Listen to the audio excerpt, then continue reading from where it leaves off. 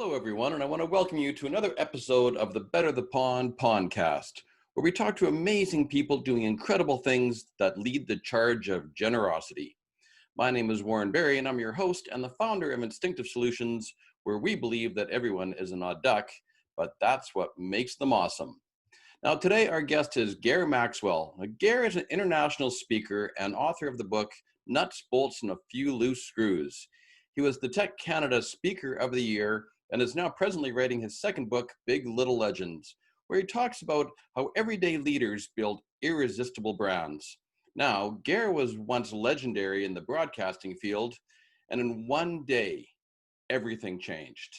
Now, that launched him into the exciting world of business, leadership, and branding. Although he shamelessly was plugging his favorite NHL team, I can still call him a friend, a mentor, and the legend. Let's hear what Gair is doing to better the pond.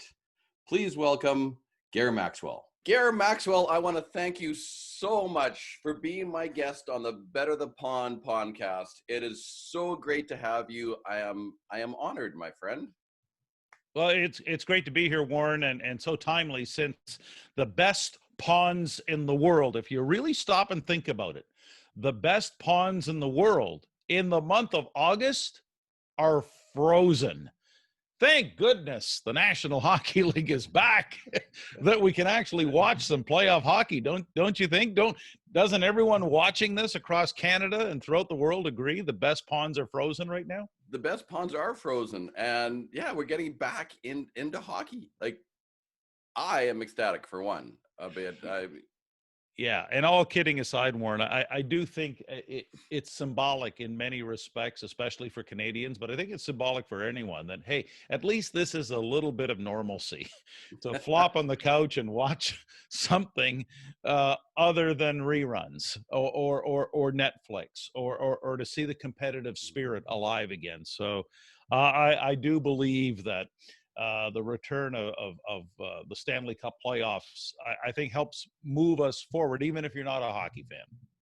Yeah, but I agree too, Gary. There's some normalcy that comes into this. I was watching a little bit of baseball yesterday, now hockey, and so it's getting some life back into our lives again. Yeah, and something to start to look forward to instead of the day-to-day, I think, which a lot of people have been stuck in. Yeah, it's Groundhog Day, Warren. Yep.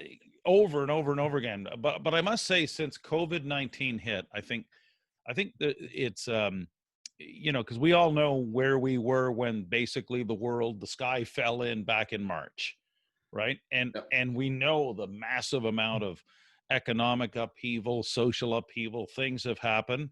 But through it all, I think I am left with a lot of hope for the future. But I've got a pet peeve I got to share with you, and maybe all your viewers can relate to this. Just a bit of a pet peeve that's really accelerated, and now that we're into the Stanley Cup playoffs, I don't know about you, Warren, I can't stand these people out there who just shamelessly, promote their favorite hockey teams like nobody's business. You see, as I reflect on how this is all going to play out coast to coast and around the world, I think more than ever we've understood as a society the need for some objective reporting and some objective realities, and we can't just allow ourselves to be swayed willy-nilly by our allegiances to great hockey franchises like the 1989 Stanley Cup champions. But continue. But it's shameless, Gary, shameless. And have you ever heard of that? You might have heard of them. They were a great hockey team. The Toronto Maple Leafs. Have you? Never mind. Anyway, let's move on. I never forgot that WestJet captain when we were flying in. This a few years ago, but you just sparked it. The WestJet captain on the approach to Toronto. We're descending to 20,000 feet and approaching, and soon we'll be on the ground in 30 minutes in Toronto, the home of the 1967 Stanley Cup champions, and the whole plane just erupted in laughter. No, we got to have some fun through this, Warren. It's been a tough it's been tough sledding for since mid-March, and why not? Like why? And I think that's the spirit of this whole Better the Pond cast, right? It's we gotta find a way to rediscover what's good and what's right and what can be celebrated in this world. So kudos to you, Warren, for putting all this together. Well, thank you, Garen. From the wise words of a man by the name of Gair Maxwell, it as he says, brighten the feed. Yeah, I mean, we don't know who's watching this. I mean, who knows? Even the Montreal Canadiens have hope going in. They were done. Now think about it. If you're a diehard, hardcore Montreal fan, right? Red, white, and blue, Les Habitants, hey, you've got new hope right now. So anyway, I just think, together as Canadians and as citizens of the world, there's no doubt we live in a global village. That's been put to rest. So even though, I think one of the interesting dynamics, not to get off on this philosophical ledge, but it's the more we got separated, the more we felt the need to come together. And that's why I do think, conversations like these and sharing them on all the different platforms, that the Warren Barry message that needs to be heard is just that's a wonderful thing we have. And I hope people appreciate that someone that you and I don't know could be watching right now, for all we know, Warren, and just really enjoying it, like eavesdropping. I was eavesdropping on Joe Rogan and Billy Corgan of the Smashing Pumpkins, and I was never a Smashing Pumpkins fan this morning, but I'm in the habit of watching a lot of those podcasts that go on for, well, Joe Rogan, I think, 2 hours, sometimes 2 or 3 hours. And I'm like really engrossed in what those two guys are talking about. And like I said, I was never a Smashing Pumpkins fan, but now it's like, I want to go look up their music and learn more. And cause I really appreciated the personality that was Billy Corgan. I might not have appreciated the artist, but I like the guy now. And hopefully today, Gair, is that people will, listening, when this gets released, will want to sit and appreciate and get to know Gair Maxwell. So. Well, I mean, as they say back in Bull Durham, the good Lord willing, right? I mean, I thought Kevin Costner had all the lines. Remember that with Nuke LaLoosh? You got to know your cliches. You got to know them. You got to use them. Remember that movie? I do so, as a matter of fact. I say that because I know you're in baseball mad Saskatchewan, because that's one thing the Prairies loves its sports, right? You're in Regina, baseball, hockey. That's sports country right there. Well, football. Saskatchewan Roughriders, diehard. Saskatchewan Roughriders football, yeah. We bleed green, my friend. We bleed green.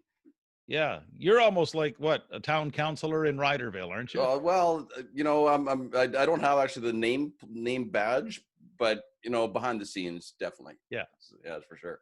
I'm gonna reel you in there, Gair. I hope you put Warren, I hope you get this interview on the rails somehow. I hope so. I don't know if it's an interview or a conversation, but somehow, Warren, I'm counting on you to steer the ship, because if you let me go, we can go in a lot of different places. Oh, I know, Gair. Oh, I know.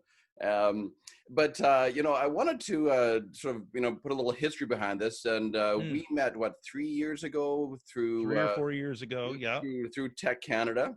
Yep, and you are a Tech Canada speaker. You are for Vistage International. You are world renowned, Gair Maxwell. And I must say that I have to just to put it out there, I want to truly thank you as being a mentor of mine. And honestly, if it wasn't for you, Gair, we wouldn't be having this conversation. So I want to thank you for that. You have stretched. You're too kind. Well, but it's true. I only say it because it's true, Gair. You're too kind. Listen, it's been an interesting ride. I remember actually how we met and why we met, and it was what was it more than a year before we actually met in person, something like that? Yeah, probably. I think it was. Yeah, could have been been 2 years. 2 years. Yeah, maybe 2 years before we actually met in person, had a bite to eat, pressed the flesh and all that thing. But I think that's also symptomatic of the wonderful world that you and I inhabit right now. I mean, again, people could be watching this and somehow make an online connection with you, and they might have the joy and the thrill of meeting you in person, maybe a year, 2, 3 years down the road. But that's how we're all coming together now. Absolutely. 6 degrees of separation. And it's been, honestly, it's been a great journey with you, Gair. It's been absolutely fabulous. And again, I can't thank you enough for being a part of Well, it's my my life and pleasure. my And journey. I'm still looking forward to you getting this interview on the rails. That's what I'm looking forward to. right now. So and Gair, I want to know your backstory. So, what took you from being a gosling Okay. to leaving So the we're nest? going to work that metaphor, right? We're going to work the metaphor. You were a gosling, then you left the nest. Yes. And then here we are today. So Right. what's your So, backstory? yeah, well, very quickly, because I'm from the East Coast. I'm born and raised East Coast, but I'm the kid from the Maritimes who left at an early age, went out west back then in the early 80s to seek one's fortune in the world of radio and television broadcasting. So I worked in markets like Red Deer and Calgary, Alberta. In fact, in Red Deer, I read the news, and a guy named Ron McLean played the records on 850 CKRD, Central Alberta's news voice. Okay. And so I went back to my hometown and basically had the 20-year broadcasting career, radio, TV. I was a newscaster. I was a sportscaster. I had this high-profile gig, and everything changed May 21st, 1999. I got this nasty note, Warren. Okay, it was only 2 sentences, but it was on company letterhead. And in summary, it said, "You're terminated. You're done." Right now they call it what? Furloughed. Furloughed is so much better, isn't it? I got a friend of mine, great friend of mine, he got furloughed. Oh, that's nothing. I got fired, man. I got blown out the door. You only got furloughed. Yeah, that's nothing. Right? That's right. That's a gift. Oh, there's no tragedy there, but okay, you can laugh now 20 years later, 21 years later, but it was a surreal bad movie. And what happened was, read the news on CFQM radio, news, weather, sports, and called into the office, and you're done. Like, Warren, you're done. Just like that. Just flip on the switch. It's like the professional guillotine just dropped, just like that.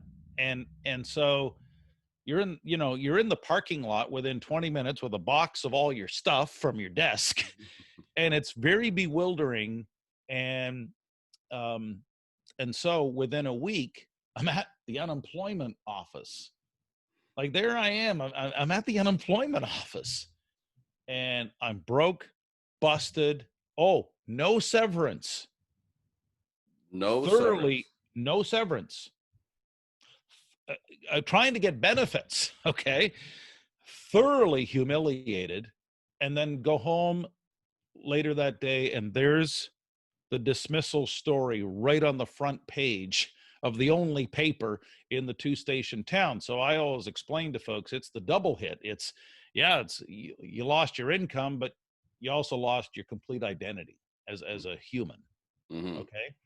And even though you're just one of a number of senior guys being let go by a company that's opting for younger, cheaper talent, which is their right to do, it doesn't make you feel any better. Like, it is their company. They can run it the way they want.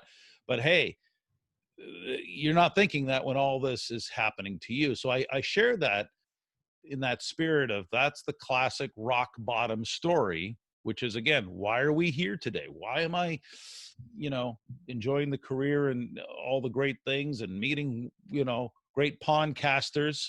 Best pondcaster in the world, Warren Berry. They're the only one. The only one. Absolutely. The only one. But my point is that's the rock bottom story. And I think, Warren, all kidding aside with the rock bottom story, it's not what happened. It's always what happened next. It really is. Mm-hmm. And so for me, I got the luckiest break of all. I fell into a world I knew nothing about. It was soft skills, business training. It was kind of like a Canadian knockoff of Dale Carnegie with a company headquartered out of Mississauga. I'm working with small to medium-sized businesses, and I'm discovering that, hey, getting fired, it was a real gift because I'm getting fired up over these new heroes, these small to medium-sized business owners that I knew nothing about. And I could just see the struggle they were up against, the real battles they were fighting just to make payroll and keep people happy, and all the things that go into running a business. And they get routinely second guessed and criticized, and they get no recognition or acclaim, and yet they're the backbone of the whole economy. Isn't that incredible? And then my signature story was in 2002. And it's still, to this day, the foundation of all the work that I do today. The signature story is I met a guy, well, and you know the story of Jim Gilbert. And you know what? Before we jump into that, Garrett, because I want to put a link here. I want to take you. I want to take you back. And it's saying just you're gozzling out on the East Coast, and you left the nest. You said you left at a young age. So take me back into how old were you when you left? And my other question I have for you is what took you into broadcasting? What was it that drew you into that? Oh, that's a great question. Yeah, I can't remember the last time anyone's ever asked about that. Yeah, I was 17. I was still 17 years old, and I was going to broadcasting school in Toronto at Centennial College in Scarborough, Ontario. I'm walking Yonge Street, and I don't know anyone in town. That was like that would have been the fall of 1979. Sam the Record Man was still around back then. And you had hair. And I had hair. Yep. And I'm strutting down Yonge Street. I think I might have had a Van Halen belt buckle back then.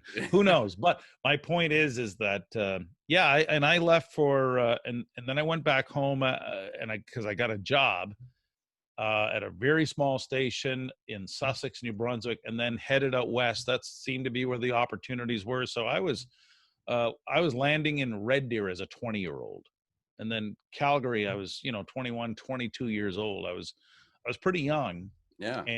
And broadcasting really came as a result of one of those things. Do you remember when we were in school and the kids had the choice? Remember the teacher, when we had to do our reports, how many out of a classroom of 30 kids wanted to do the written report versus the oral report? Right. Right. So 28, 29 kids want to hand in their paper on paper, right? Right. But if you had the option to do oral, I was always one of those one or two kids. I'll stand up in front of a classroom and do it. So way back then, as a kid, you had the gift of gab, and to stand up in front of the crowd and put yourself out there. And more than anything, it was, that comes from my mother, God rest her soul. She was the extrovert. Now, Dad was the athlete. I'm the son of a former pro golfer. I always tell the story. Dad was born 7 minutes from the first tee at St. Andrews in Scotland, won a bunch of Scottish schoolboy titles, came to Canada, won over 100 tournaments. And he was he became a hockey fan and a fan of the Toronto Maple Leafs. Bless his soul. Oh, God. Yeah. Now he's still alive. So bless him. Yes. He fell in love with the Leafs, Davey Keon and George Armstrong and Johnny Bauer and all those guys when they were Eddie Shack. Eddie Shack. Eddie Shack. Yeah, Eddie Shack. Obviously, God needed an agitator, right? Up in heaven. And he needed a guy to do a commercial for the pop shop, right? Where they're selling nickel pop again up in heaven. But but I was a hockey nut as a kid. And as a kid, Dad said one thing, and this is so important for everyone watching or listening or whatever. Dad said one thing, and he's not a talkative guy. My dad's kind of quiet. He said one thing that really stuck because I would be out there like a demon playing road hockey like every day. You remember those days? You played road hockey as a kid like every day with your friends, but I would always call the play-by-play. I was a big Chicago fan, so it was Esposito to, Tony Esposito was the goalie, and then Makita to Hull to Eric Nestorenko to Jerry Korab, over to Chico Mackey, they score! And my dad said once, he says, you could do that for a living. And that stuck. I think all of us have that story, Warren. I think somewhere along the way, something in us as a kid told us what we should be doing with our lives, with our careers. And I think it's tragic, quite frankly, that I and you see this too. I know you see this in your work. How many 40 and 50-year-olds and 60-year-olds do you run into, Warren? They say, I haven't found my passion. Well, no shit, man. Like you sold out years ago for a mortgage. I'm sorry. I don't mean to be unkind, but your job is to find out what are you friggin' put here to do, and then go do that. Mm-hmm. And that's in my humble opinion. Yeah, very humble. Yeah.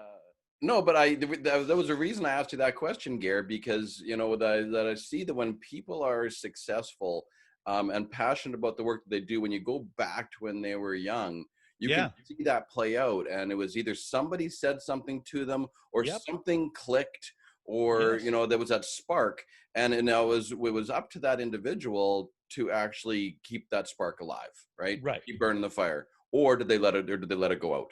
Right. Or did they sell out, take the job selling insurance, and because it was safe and secure, et cetera, et cetera. And I'm not against safety and security. Don't think, but there's something. How many times have you seen people, Warren, how many times have you seen people that are feeling corrupt from the inside because they're not living their truth? How many times have you seen that? More times than I'd like to count. And that is sadly the majority of the working population. Yes, I can't and I won't sugarcoat it anymore, Warren, because people don't want to hear that. People listening right now, if we're going to better the pond, I think part of it is we got to acknowledge some pretty harsh realities. And I think that's what the COVID thing has done. And Black Lives Matter, it's helped us all sit back and say, let's get real about a few things here. Absolutely. And I want to thank you for being real and authentic, Gair. That is something that, is admirable. And a lot of people, again, they like to sugarcoat it because they want to make it okay, but okay isn't real. And so there's no pretending it's not okay. Yeah. Like some of the things that have happened to, not to get way off topic into social justice, but some of the things that have happened to our Black friends and neighbors is not okay anymore. It's just not. And for too long, I think we have sat back and said, well, geez, I'm not racist, right? So it's not me. I'm not contributing to the problem, but I've come to realize that, wait a second, we need to be, I understand what white privilege really is. If I'm getting pulled over at night, with a police officer, I don't have to worry. All I know is he's just going to look at the license and the insurance. And now my job is to talk my way out of the ticket as best I can by saying a lot of yes, sir, no, sir.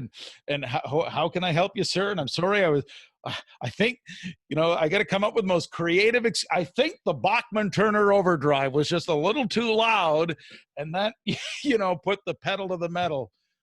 I can't help it. The BTO was running wild on this particular drive, but you know what I mean, Warren. I know what you mean. Yeah, exactly. We don't have those concerns, right? Like there's things. So anyway, I'm just saying that, this is, I think, as boomer culture reconciles with the internet and the values of our youth, I think there's going to be a lot of great things coming out.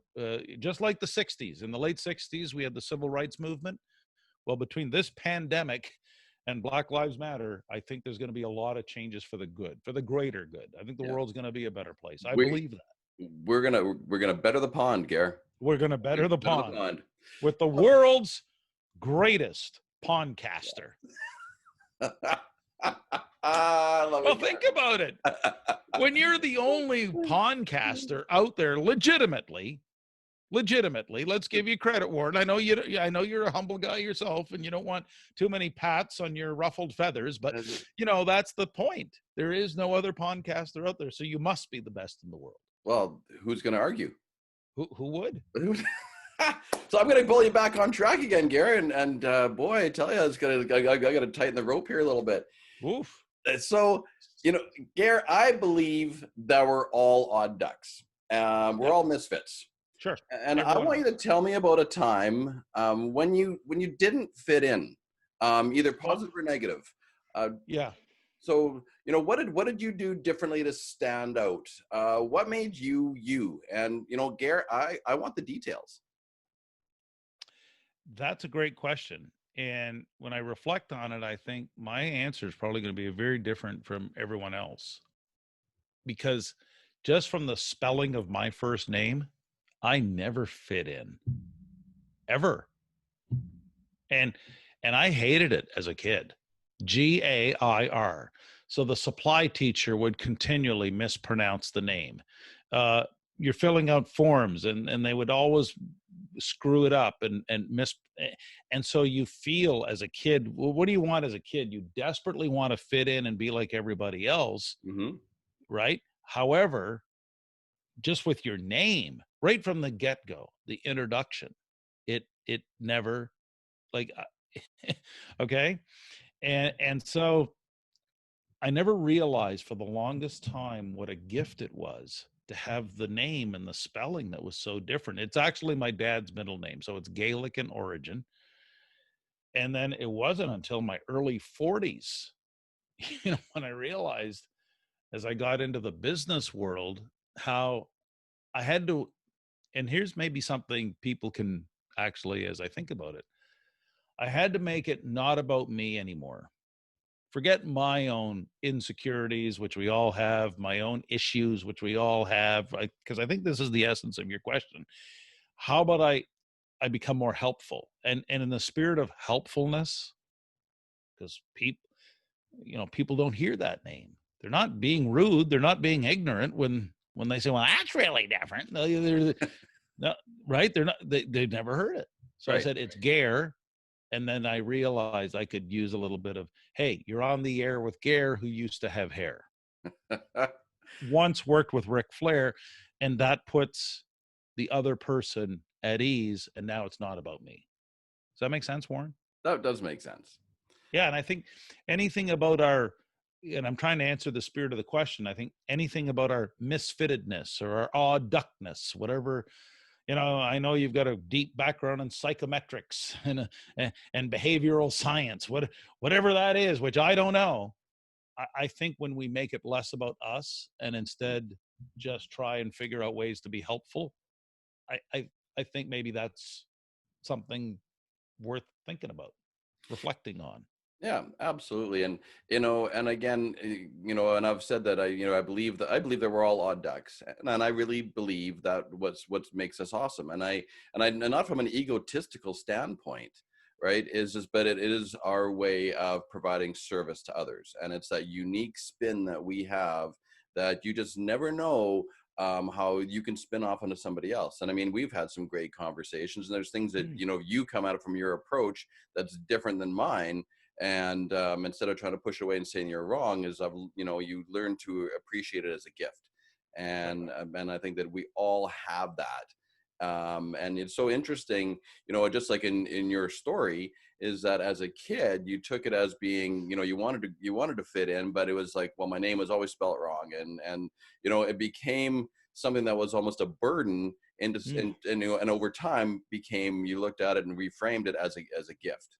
Yeah, I think that's the right word, Warren. You just nailed it. It felt like a burden for the better part of the formative growing up years. And then, and I think that's what happens to all of us, right? Hopefully we tend to get a little older and a little wiser. And the more we ponder those deep thoughts, maybe the more wiser we get. Thank you for playing in the metaphor. Well, it's always nice to splash around the digital pond with you. It's and I appreciate your company in the pond as well. You never want to go. You Oh, never want to right go it now alone there. I'm feeling like we're like those two chipmunks out of Bugs Bunny. Do you remember the two guys, the two chipmunks or whatever, that were really polite to each other? No, after you. Oh, indubitably. This big love fest going on, big bromance, It's spilling all over Facebook and YouTube and platforms everywhere. the bromance continues. So, Garrett, can you tell me about a time when someone did something for you Yes, that left an impact on your life? totally. Yeah, I can. There's three actually. I'd love to hear it. There's three specific people. I don't know if they'll ever hear this, but if I think about that, it doesn't take me long. I can go right away, and it's part of it is there are specific stories, but more so from a broader perspective. Um, one of my absolute very best friends is a guy named Alan Power that hardly anyone would know, but Alan has been in the hockey business for the better part of 50 years. So he was a scout with the Quebec Junior League for many, many years, worked with the Toronto Maple Leafs, Chicago Blackhawks, was one time the general manager of the Moncton Wildcats of the Quebec Major Junior Hockey League. And Al and I did a sports show together back in Moncton, New Brunswick called Sports Monday. It was on Monday nights. What And, an odd name. and our friendship really grew from that show because we both had this shared, shall we say, fascination for what makes people tick, what makes them interesting. And we would bring on sports personalities and get them to share their stories beyond what happened on the rink or on the football field or the baseball diamond, etc. And we did that for a long time. And so for me, Al was always and still is the big brother I've never had. He's about 10 years older than I am, runs like 10 miles a day. He's crazy disciplined, but he's quiet, reflective, and in my mind, he at different times would give very specific, if there's one specific thing he did, it would be introducing me to Stephen Covey, The 7 Habits of Highly Effective People, at a time when part of my world was falling apart. All right. So Alan's definitely one. Jim Gilbert, who I mentioned earlier, Jim Gilbert saw in me something I didn't even see in myself, to be honest. And Jim Gilbert, when he and I met in 2002, he had this very small company. He only had 5 people working for him and his wife running this business, interchangeable product. They were doing about $1.5 million a year. But Jim thought there was something I knew that might help him grow his little business. And Jim and I are the very best of friends. We talk almost every week. There's not too many stretches in our friendship that way. And Jim, we worked together, and he was one of my early but definitely most successful clients in my work of how do we create a larger than life brand that becomes, shall we say, Warren, micro famous, but really changes the game. Mm-hmm. And so in 2006, we changed the story. He became Canada's huggable car dealer. It's one of the great small business success stories in the entire country. In 2019, Jim and his team, he had 38 people working there. They did north of $50 million. He became the largest independent used car dealer in all of Atlantic Canada. Staggering business results. 50 times growth. Oh, for a joke. And it's still growing. And so a lot of my counterintuitive theories around the power of brand, which is really about perception, reputation, all those things. When you think about it, Warren, the used car business is the worst category on planet Earth when it comes to perception and reputation. And yet we have this proven many times over, millions of times over, case study where you can alter perception and reputation through the power of a great story. And basically together, Jim and I work to help him and his company discover, tell, live their own story, which really was a manifestation of me, still thinking like a journalist. I mean, there's a whole, The whole parade back. of stories inside that story, right? Right. So Al, Jim, and of course, a person you know, I'm Dana gonna, Zillick. oh, hang on. Before we get to Dana Zillick, Yes, I have to ask you a question in regard to sure, that. sure. As you said that Jim Gilbert saw something in you Mm, that you didn't see for yourself. right. What was that? What did he see that you didn't see? Without actually, Warren, as you ask that, without pandering or playing in the metaphor, he saw that I was a fellow odd duck just like him. Jim's one of the Mm. oddest ducks you can imagine, but it was like he found his, he's only a few years older than I am, but it's like he found Butch Cassidy and the Sundance Kid. He found, Batman and Robin. Like he found his foil, his creative foil. Hmm. Because I could go with him on his crazy adventures, and likewise he would go with me on my crazy adventures, and So, together our crazy adventures, we still don't know where they're all going, but they're still going. That's the fascinating thing. isn't it? And and going back to the metaphor, Gair, I mean, Yeah, two odd ducks coming together, flying together. I mean, that's totally. what I try to help with companies, right? Is to flying in a V, right? We're better Yeah. together.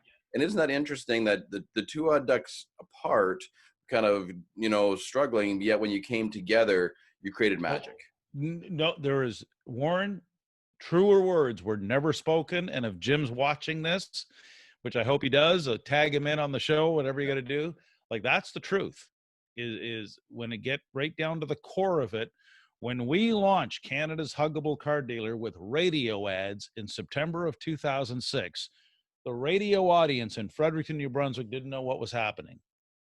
You start talking about a guy and he's calling him the Casanova of customer focus, and the Romeo of roadsters and the McDreamy of drive. And then you're talking about how, stop by at Jim Gilbert's and get your daily dose of Hugtonium designed to improve your love affair with your car and your libido. Hey, there was no one doing ads like that. And to this day, what are we? Huggable as a story and as a brand turns 14 years old in September. What is everybody else in the market doing? What are there's 22 other car dealerships in a 100-kilometer radius. Warren, what are they doing?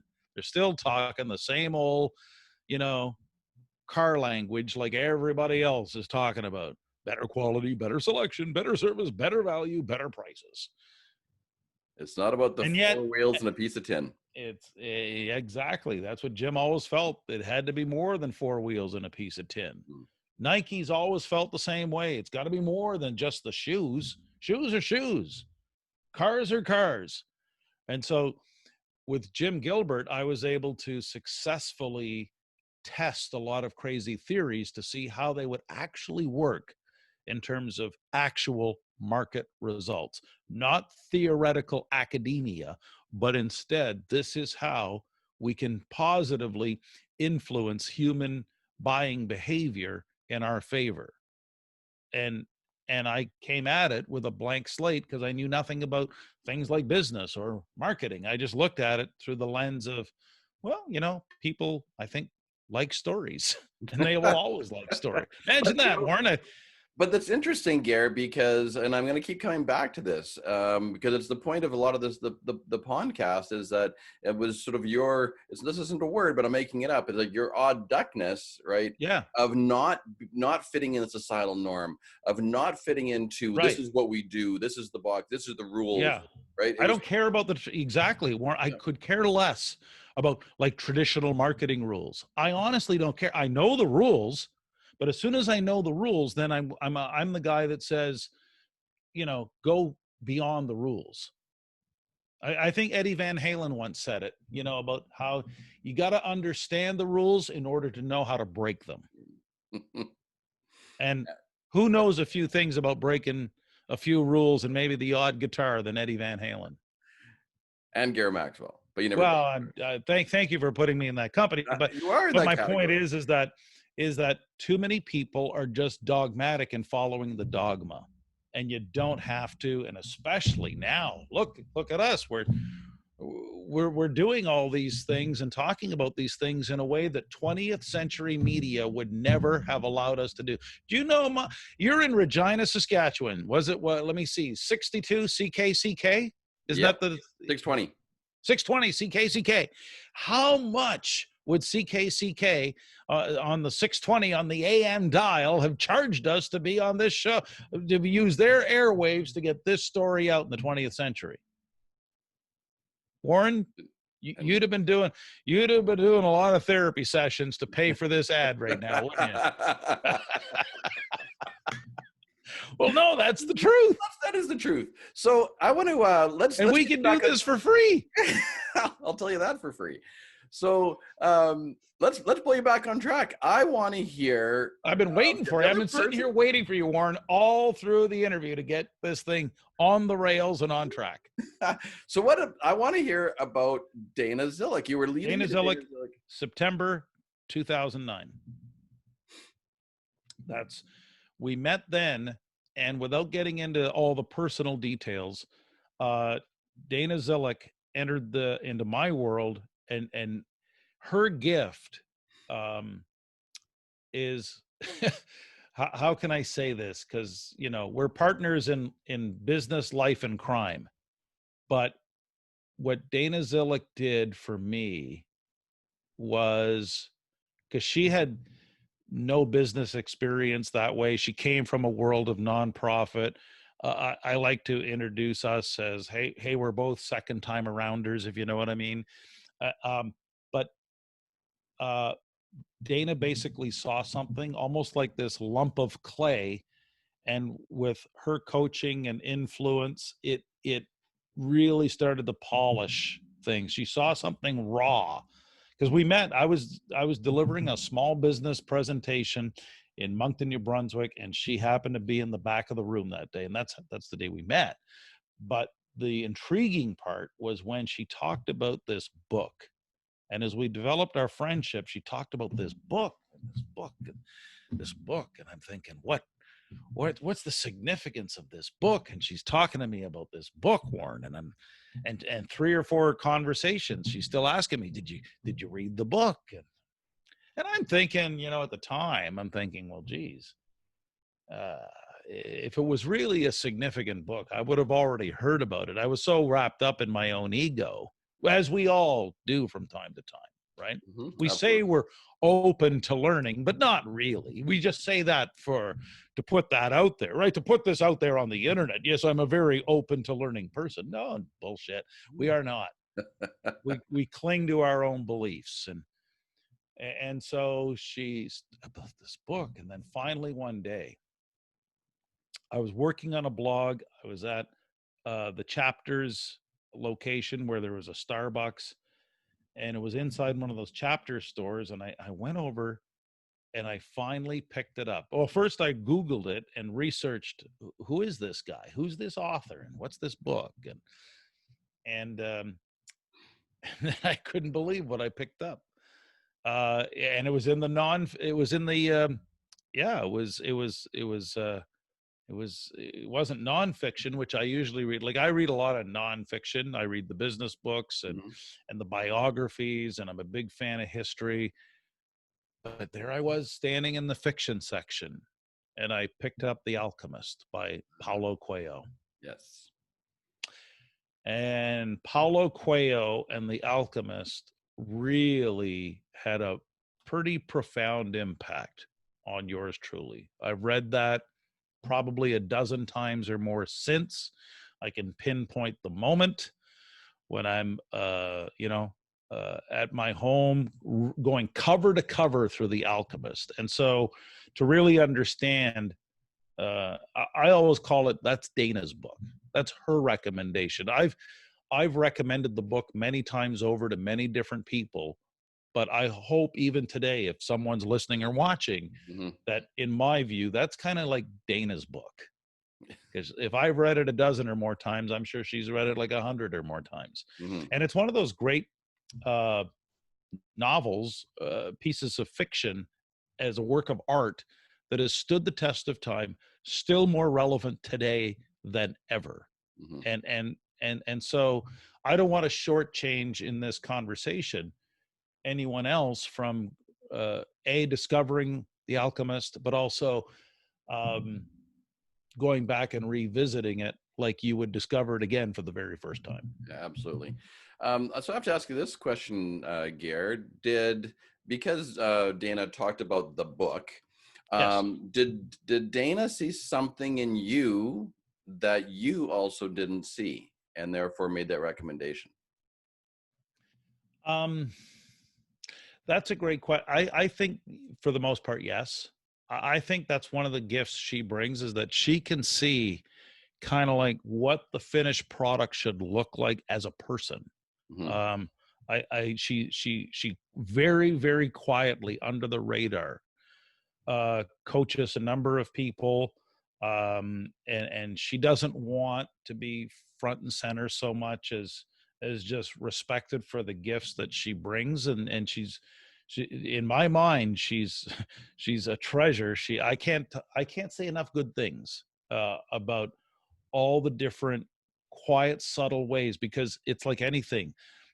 The more you start to accomplish and the more you start to achieve, the harder it is to get to the next level, right? Right. And so that's where I think her brilliance lies, in that she can always look at things and see, well, what's coming next and what needs to happen next. It's interesting, and just with my interactions with Dana, she's got this great ability to see around corners. That would, yeah, and to see things like the customer would see it. Yes. Right? Like, Yeah. yeah, absolutely. Like, and that's, I compare her often in terms of her skills to like a record producer. You ever see those movies? So the Beatles were on one side of the glass, but George Martin was on the other, right? Mm-hmm. AC/DC and Def Leppard were on one side of the glass, and Robert John Mutt Lang was on the other, because Mutt Lang could hear it how the audience needed to hear it on the radio.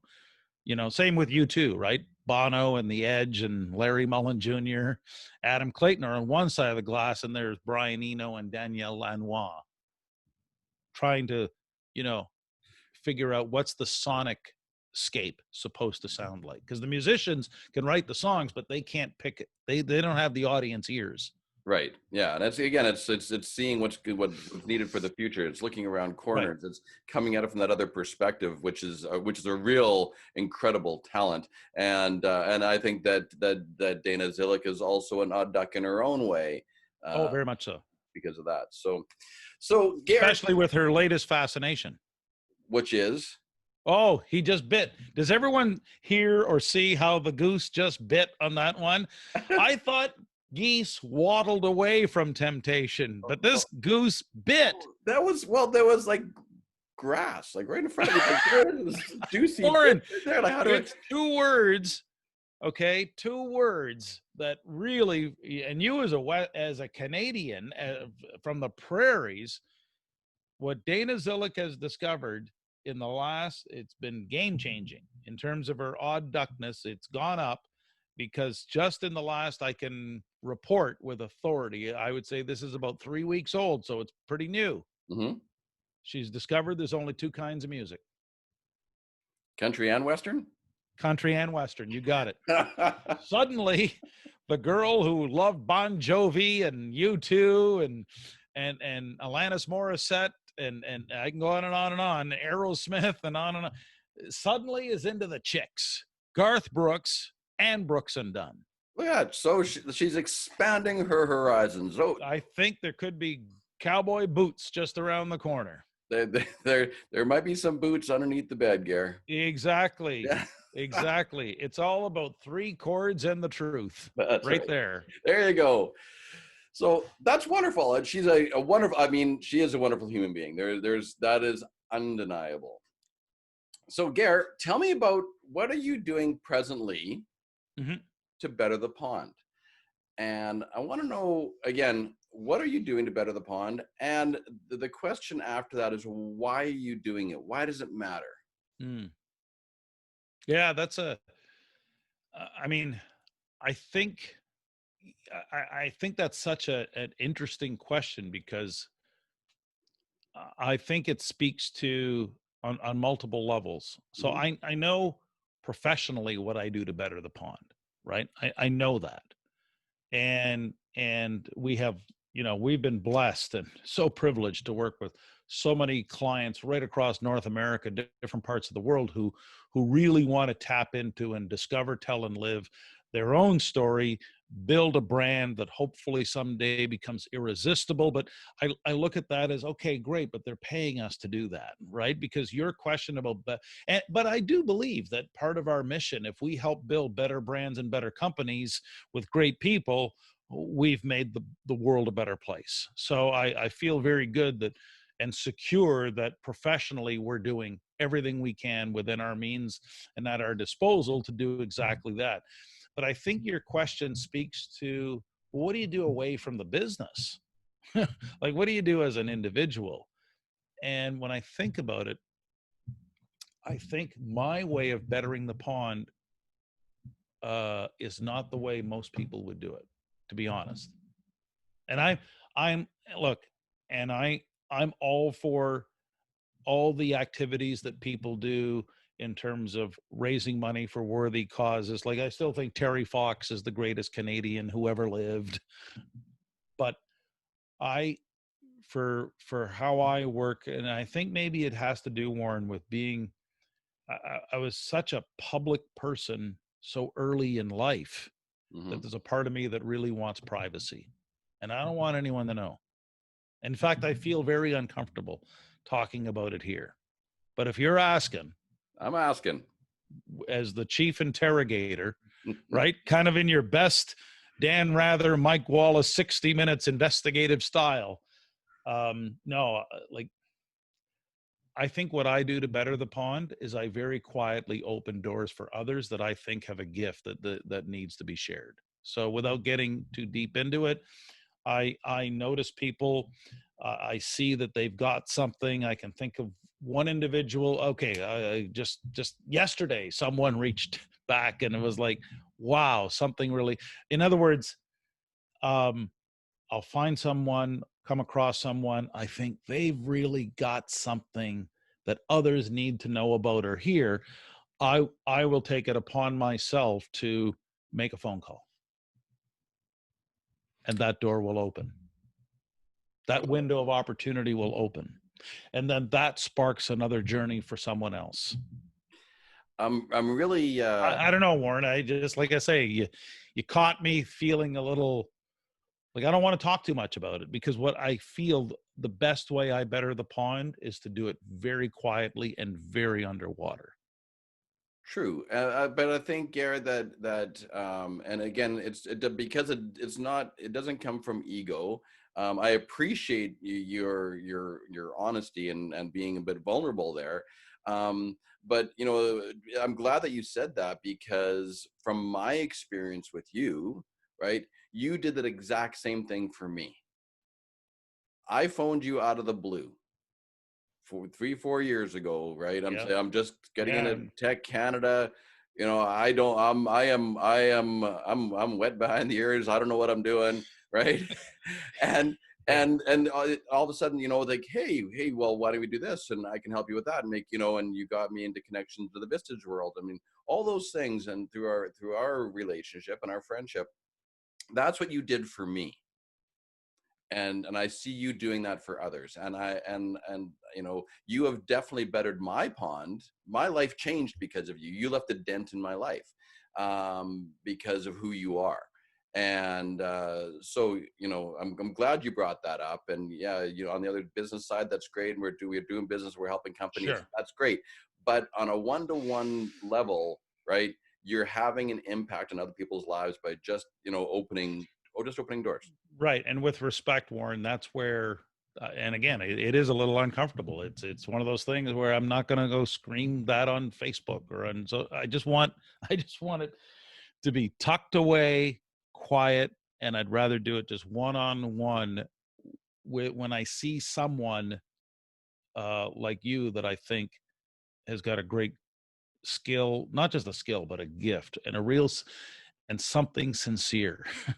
sincerity is a big part of my deal. And when I see people who are disingenuous, man, it doesn't take very long before I figure that out, and I'm heading in another direction. But people who really do, like you, hey, you could be doing better things than doing this podcast, but you're doing it because you believe in it and you believe in your message, Warren. And more people need to find ways to fly in that V formation. Ever since you explained the metaphor and flying in the V formation, that speaks to me. So that's, but yeah, to answer your question, I mean, that's it. I just want it so under the water and off the radar. I'd rather people not know about it. But that's powerful. That's powerful, right? It's good because, again, it doesn't come from a place of ego or attitude or arrogance. It's just because it's true and it's raw and it's real. And that's, to me, that's where the power is. Well, I appreciate that. So I thank you for that. So here's another question in relationship to that, Gair. Now they're getting all touchy feely. Why do you do it? That's a great question. I don't know. I think if I really was to get all Freudian and psychoanalyze it, I think part of it sort of comes from my mom. I think my mom, she had many flaws, but a big heart. And I think, we're all products of our parents in some way, right? And you're more expert on that than I am, but I do think my mother would go out of her way to help someone. And that's kind of, that's kind of where some of that comes from. My dad also, like my dad must have taught, as I get older, I appreciate my father more because he too was very quiet. But I know in New Brunswick back home, he's, I'm sure, delivered golf clinics to well over 5,000 kids. There's so many people that would come up to me and say, oh yeah, I had lessons with your dad, but I would never know. Right. Yeah. Same kind of thing. Yeah. So, and I just want to, just because you're talking about your dad, I just want to bring it up, and this is something that I've seen weave through the different podcasts and the people that I've interviewed is, going back to the beginning of this, is your dad saying, you could do that for a living. Right. And isn't that interesting? You're still doing the same thing. Same thing, but different, but essentially the same thing. And it goes back to, I didn't know, for instance, I get painted with the brush of professional speaker. Okay. Mm-hmm. But I'm an accident in the industry. I didn't grow up wanting to be a professional speaker, wanting to be on a stage. But when the broadcasting thing was winding down and I could see the writing on the wall, a friend of mine brought me out to see a speaker. This would have been in the late 90s. It was and I'm looking I was at the Lions Club, on the Lions Senior Citizens Club on St. George Street in Moncton, New Brunswick, and I'm sitting in the back of the room and I'm looking at the speaker up there, and it was a group of small business owners, and I'm looking and I'm going, I don't know what the hell I'd talk about, but I think I could do that. And so that was the day, Warren, the door opened, but for a tiny crack. And I think, not just metaphorically, but I think literally, I think doors are opening tiny, tiny cracks every single day. Mm-hmm. And the onus is on whether we as individuals open those doors and see what we can find. Right. I really believe that the door opens a tiny crack and then you got to go through. Absolutely. And I agree with you wholeheartedly. And there's always these opportunities are presented, whether you have either the courage, the tenacity, the curiosity to see it from the other side. Yeah, absolutely. So, Gair, you are the wise goose on the pond. You are the all-knowing, the sage. No. You're too kind. And and what does the future look like? What does your golden pond look like, Gair, moving forward? Oh, is that the legacy question, Warren? Was that part of your checklist? I got to ask the legacy question. That's the legacy question. Is it? I want to know your perspective on how many people listening would want to hear the guy bust the interviewer. No, I think for me, in terms of the future, I'm so committed to the craft of what I do. Like I really do. Mhm. I love what I do. I've got a new book coming out that I can't wait for it to be released. It's called Big Little Legends. It's how everyday leaders build irresistible brands. I love, absolutely love the craft of writing the book. Like it's just, to me, that's like my, in my own way, that's being Michelangelo working on the Sistine Chapel and making sure it's perfect, right? Like that's, I never get bored with that. Mhm. And the older I get, the more I want to write more, and I want to learn more about how to do videos better online. I get all these wonderful emails, and something dropped in the inbox this morning. Someone saw a video and it really matters, or a blog, and it really touched them. Okay, but I still want to get better at the craft. You Mhm. know what I'm saying? Because I think it's like the musician. You never feel you've written the perfect song. Yeah, exactly. And Exactly. So as I'm writing my book, I totally understand where you're coming from, and it's an art and it's a craft, and it's yeah, very. and so I guess to answer the legacy question, I look at more as, and you've been very kind, but I look at it more as, I still want to be the student. I still want to learn. Like I said earlier, I was listening to Joe Rogan and Billy Corgan, and I was learning Yeah. just listening to that. And my friend Jim Gilbert talks about that all the time. Always be learning. ABL. I never want to be seen as the guru. I want to be seen as the student. I want people to say, wow, did you see what he discovered now? Wow, that was interesting. That was different. I Hmm. was in Kelowna, British Columbia. You and I both work with Tech Canada, which is a wonderful organization. Big shout out for Tech Canada on the Absolutely. podcast. But I was with a group of CEOs in Kelowna, and someone said something in the room, and that sparked a curiosity. And then I said, well, what you're really talking about, folks, is how important it is to build reputational equity. And every head turned, and they wanted to know more. Well, what does reputational equity mean? It really is about goodwill being built over time, and now, thanks to the internet, goodwill at scale. Hmm. Right? Like, we don't know how many people are going to share this and share our conversation. I hope everyone listening right now shares Warren Barry's conversation. Shameless shout out to share Warren Barry stuff. But my point is, Warren, is that reputational equity. And I thought, I got to do a blog on this, Hmm. right? I still want to learn, and I want to learn more about what that means, and what does that imply, and how can that better the pond? Yeah, absolutely. And I think that's when you talk about that, actually that gets my mind going for sure into a new way of curiosity Right. and yeah, thank you for that. So one other question, when you talk about, when I look up to your golden pond and looking to the future, Gair, let's just briefly, I want you to share your thoughts and your experience of, we've had COVID. you know we've Mhm. had, we're going to the Zoom world, we're going to and there's Facebook is growing, and right, where do you see, being the sage that you are, where do you see this moving forward, Garrett, from whether it be a technology, social media Sure. piece of the what's the next where's the next where's the door opening to next? I think, well, I am a bit of a history nerd, and I was the nerdy kid who read big, thick books, and I collected them. I just didn't go to the library and bring them back. No, I bought these books. I big, thick books about generals and admirals and campaigns, and I was always fascinated by Churchill and Eisenhower and the sports guys too, Lombardi and Gordie Howe. And I've always had this fascination for history. And I think the real gift of history is that the further back we look, the further forward we can see. So if we look at 2020 and it is 2020 is a crucial global benchmark in history. Hmm.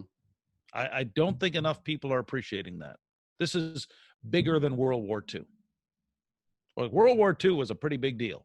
You know, when you look at how close Nazi Germany came to dominating and conquering the entire planet, how that the World War II unleashed, you know, nuclear weapons to finally end it with the surrender of Japan, and then that sparked the Cold War between Canada and between the United States and the USSR. Canada and the Soviets only got into the Cold War with the 72 Summit series, but I digress. But I'm saying these are major events. Mm-hmm. Not every country in the world was touched by World War II. Think about that, Warren. No matter how many tens of millions of people died, not every country was affected. True. You know, there were places on the planet, South America, that never got touched. Right. Well, guess what? The pandemic of 2020, everyone. It doesn't matter from Borneo to Belgium to where else, Warren? Iceland, Greenland. To Bucktouche, New Brunswick. Guess what? We're all in this, right? Yeah. We're all sailing different boats, but we're in the same ocean on this one. Yeah. And so when I look at, to answer your question, against that framework, against that backdrop, I see where what we're dealing with now in terms of technology is like dial-up in the late 90s, early 2000s. I think platforms like Zoom, we see ourselves because every generation has seen itself as advanced. We're advanced now, see, because we got electricity. Look how advanced we are, because we have, you know, horseless carriages. See, we're advanced. And I think our generation now, Warren, is no different. We see ourselves as advanced, and yet with the speed of change, the technology you and I are using now, we're going to see this within 10 years as so dial up.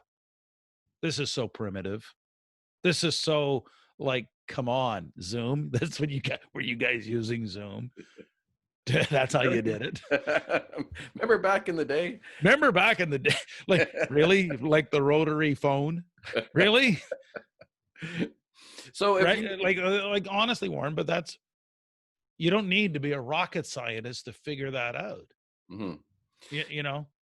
So do you even see where that's going, Gair? You know, and one of the you know, say like, you know, if we were to look back at today and say, oh my Lord, you were using Zoom. Do you remember, you know, back then? Yeah. What is AOL? Is that Warren got mail? Right? So what do you see? What does that look like in the future, Gair? I see. I don't know exactly what it looks like, but I know it's not going to look the same as it does now. That I'll bet the farm on that. And I also know that that Carol Dweck did a phenomenal piece of work that equips leaders for the future. I'm more concerned about how leaders respond to the future. And right now, leadership is in crisis. Leadership is reactive. And leadership needs to be thinking differently about all the different implications. And so that being said, Carol Dweck from Stanford wrote a book called Mindset. There's only 2 mindsets. And she's done the 20-year academic research piece on it, which I think is so valuable. Someone actually did the groundbreaking piece of work. So if Alchemist speaks to the right side of the brain, the wanderer, the seeker, mindset from Carol Dweck speaks to facts. And the truth is, you don't have to think back far in your own life to figure out, the people who were really fixed and entrenched in their thinking never move forward. It's the classic, do you really have 20 years experience, or do you have 1 year experience repeated 20 times? Right. And I think that's what COVID and the pandemic of 2020 is really shining a glaring, unblinking light on, is the ones who are going to succeed in the future will have a growth mindset fixed on opportunities, possibilities, willing to learn, willing to jump in and get their hands dirty with new technology. They don't know how all the buttons work, but they're going to figure it out. That's growth mindset. So for anyone watching or listening, I highly recommend Carol Dweck and The Alchemist as as great places to start in terms of understanding how you put the pieces of your own journey together, and because I think being a voracious reader is also a good thing right now. This is a great time to be reading. This is a great time. Like, you've never been handed a gift like it. Yeah, we've been in a way we've been given the gift of time, and Totally. and the question is, are you planning on using it wisely? Exactly. That's a bigger question. So, Gair Maxwell, I'm honored. I want to thank you so much for your time today. This was great. It's kind of like I feel like the grasshopper is interviewing Sensei. So I do want to thank you for that. So where do we go to find you, Oh, Gair? I'm the easiest guy to find on the internet, Warren. It's Gair. It goes back to my first name. It's gairmaxwell.com. I've got a very active YouTube channel, Facebook, LinkedIn. My dad discovered a few years ago there's only two of us in Canada with the spelling of my first name. Guy was a place kicker with the Acadia Axemen. Imagine that. So I win on the Google search results without ever having to pay for it, simply because my name isn't like Bill Jones. Yeah, Right? you came batteries included. Right. So it's Gair Maxwell, and gairmaxwell.com. So I'm really easy to find, and I appreciate you mentioning that. I hope we can cause a few more ripples, as it were, Warren, We're good. with this podcast. We are going to create ripples in the podcast, and I want to put it out there. And here's the shameless plug, going back to Gair Maxwell, is if there's any small to medium-sized business leaders out there listening to this, I highly, highly, highly suggest you go and look at Gair's material about branding and marketing and looking at things from a different perspective, because it is a different way, and it is a way of the future. And it gives you the opportunity to really move your business forward, instead of being stuck in the same way things have always been done. So I highly respect your work, Gair. I think it's fabulous. You've taught me a ton, and you have so much more to teach business leaders as well. So please check out Gair's work. And it's timeless. That's the beauty of it. It's timeless, and it's always moving forward. So thank you for putting the ripples in the pond, as you have, Gair.